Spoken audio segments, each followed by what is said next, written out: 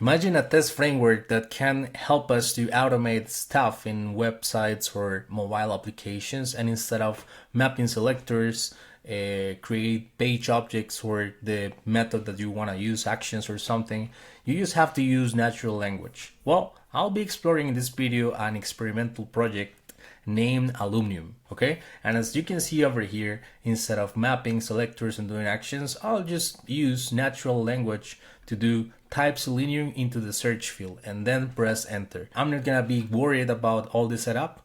I'm gonna use natural language with the power of artificial intelligence to get this done automatically. And also, as you can see, we have a check here that works as an assertion, right? So it's gonna be a little bit different, and I hope that you enjoyed this video. All right, masters, I'll explain to you how you can run the same code that I'll be using today in your machine. All right, so here is the repository, Alumnium framework. Here you can find all the details of what I did, but I'll try to explain to you step by step how you can get this working and do your tests as well. So first of all, you just have to clone this repository, right? And once you have that, you can create a virtual environment just to install the requirements in a particular virtual environment, and you don't want to spread this in your computer. So this is the second step that I would recommend. But then the most important part here is install the requirements. You can use this command pip install and requirements.txt. This is going to install the requirements for this project. This is the file. You can see that I'm using the Alumnium dependency and also the python.env dependency to manage some environment variables that we require. Okay. In my case, masters, as you can see over here in the .env environment variable file, I have a couple of them. I have Alumnium module, and I'm going to specify OpenAI, and also I'm specifying an OpenAI key because I'll be using OpenAI for this particular test. It is important to tell you, masters, that you can use also other providers, okay?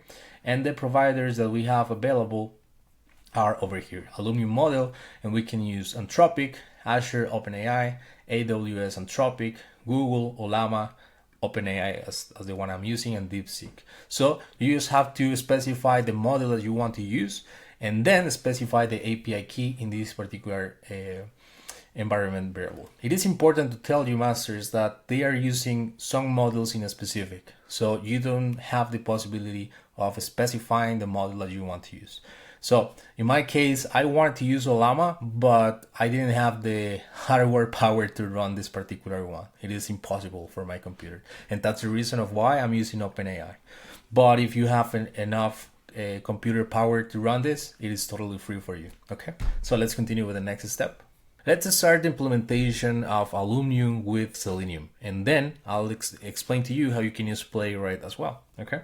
All right, first of all, I need some imports. I need to import the environment variables. I need to import Alumni from Alumnium, okay? And I'll be needing a browser. In this case, I'll be using Chrome, okay? And well, the code is pretty simple, as you can see over here. First of all, I load the environment variables from my .env file, okay? Then I instantiate a new driver using the Chrome utility from the WebDriver. It is gonna be capable to manage the driver installation and setup. It is automatically done by Selenium at this moment. And then I'll be using a driver.get to navigate to the website. In my case, I'll be navigating to my website, youngmedia.dev. Okay, that's the first thing that I will have to do. Then I'm gonna start using a new variable named AL, which means Alumnium, right? But this is gonna be the variable AL. And as you can see, I'll be instantiating a new Alumni object, and I'll be sending as parameter the driver that I just configured. So Alumnium is going to be capable to manage the browser, and behind the scenes, what is going to be controlling it's basically Alumnium. And Alumnium is going to use the model to manage the actions and do the different stuff that we have to do. Okay. Once we have the variable set up, we just have to start doing actions and checks. Okay, so let's see this. As soon as we visit the website youngmedia.dev, I want the Alumnium to do click on conferences. Okay, so if you navigate to my website youngmedia.dev, it's gonna be automatically redirected to the homepage. I want Alumnium to click on conferences. Okay, that's the first thing that I want him to do. And then I want the AI to check if under the conference list there is one that contains PyCon US and all this string that I have over here. Okay, so if you look for it, it is the third item in the list. Okay. Also, I want to use another library, or no, it is not a library, it is a method that we have available in Alumnium, and it is that I can print, for instance, the list of conferences if we want using al.get. So it's going to return an array of strings with the different conferences that are available in the website. And I'm going to just print that in the terminal just to see if it works or not. You just have to run Python and the name of the script, which is test selenium.py. Okay, so I'm gonna run it and let's see if it works or not. I hope so. I hope that it works. As you can see, here is the website. It is opened automatically by Selenium, and then it is clicking conferences, and then you can see that the list is there, and hopefully we can get the assertion done or not in a few seconds, and then it is gonna get the list printed in the terminal. As you can see, I'm not mapping a selector. I'm not doing anything else. I'm just running this, and it should work without my help. All right, masters, and as you can see, in a few seconds, the execution, well, it is finished already. And as you can see, I have here an array with all the different conferences that I had listed in my website. Now let's do the same example but using a couple of new tools. I'll be using unit test as the library for structure our tests, and I'll be using Playwright instead of Selenium WebDriver. Okay, so as you can see, those are the libraries that I'll be importing at the top of the file: unit test and then the Sing Playwright library. So once I have done that, I use the same libraries, Alumnium and .env. And well, I'll just invoking the method load.env to be capable to use the OpenAI, the API with the correct name and the correct API key. And then as you can see, I have a class here, name test to do MVC.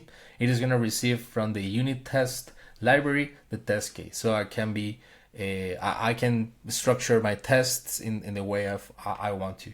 So I can expand this, and I have a couple of functions under the class. The first one is the setup, and under the setup I have 3 different lines. The first one is basically create a new page using the Chromium browser engine, and it is gonna be instantiated using a headless false property, so we can see what is happening behind the scenes. Then using this particular variable that has a new page under the browser engine, I can use the method go to go to a particular website, the one that you want to. In my case, I'll be using this one, and if I show you what it is, it's basically a to-do application just like this one. I can enter or type different to-dos in this list. I can type, for instance, study Playwright, and when I press enter, it is going to be capable to add it in the list. I can add more stuff like to do too, and if I want to, I can check the ones that I completed, and as you can see, that's what is happening. Now the test is basically to see if we are capable to complete all the to-dos. So that's why the name, test complete all to-dos. So when I open it, you're gonna see some actions here. Let's take a look at the first one. Add buy some milk to the to-do list. So that's the first action. Then I want to add another item in the list, which is buy some bread to the to-do list. So we have a couple of actions then until this point. Then I want to mark all the tasks complete using the toggle all button. Okay, and I'm gonna be able to check if the task buy some milk is completed, and also if the task buy some bread is completed. I want to do this just with plain English, all right? And then just to make sure that the number of completed to-dos in the list, it's equal to number 2. We should have 2 completed to-dos in the list. So if I run it, hopefully it works. Let's see. The correct command to run this is this one. I'm gonna copy it from this comment and I'll paste it over here. Python-m unit test, which is the test framework that I'll be using for this particular example, and just the name of the file of the script. So once you execute it, then it is gonna start we're gonna be able to see what is happening. So let's see. It added the buy some milk item, then it is typing automatically the second one, buy some bread. You can see that now we completed both of them and everything is working fine. There is no failure in that. So it seems like a good example, right, masters? I want to tell you that in the official documentation, they have more information and different scenarios. There is a small implementation in GitHub Actions if you want to try it out. And also if you're doing actions and you want to use this particular method, let me show you, that learn, well, it is a different implementation that we can take a look later on. But yeah, I think it's the first touch with the framework, and I hope that you tell me if you see value in this kind of framework that uses AI, and if you like it or not. I want to see your opinion because it's important, and if you have the chance to test it, I think if you find like issues or something, this is the official repository, Alumnium, under the Selenium HQ organization, where you can open your tickets and provide feedback. It is going to be helpful for the community. So that's it for now, masters. I appreciate your time. Thank you very much for watching until this moment of the video. Please subscribe, hit the like button, and see you in the next video. Bye bye.